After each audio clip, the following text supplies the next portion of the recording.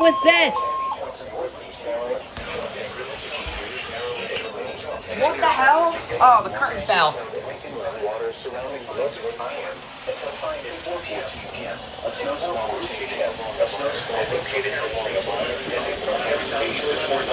They did a snow squall warning as a marine warning?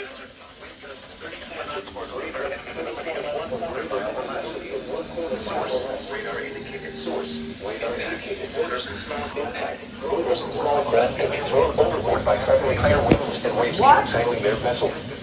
Locations of Texas include Chesapeake River, Naps Narrows Bridge, Herring Bay, Tillman Island, Blackcomet Point, Bears Beach, James Island, Butler Island, Taylor's Island, Deal, and Shady Side. Safe harbor until hazardous weather passes. Here is the regional weather forecast. What the hell? For the Philadelphia metropolitan area.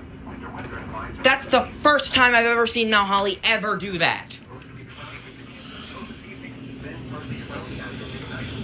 Instead of doing a marine warning, instead of doing a snow squall warning, they did a marine warning. That's not Mount Holly, that's Sterling.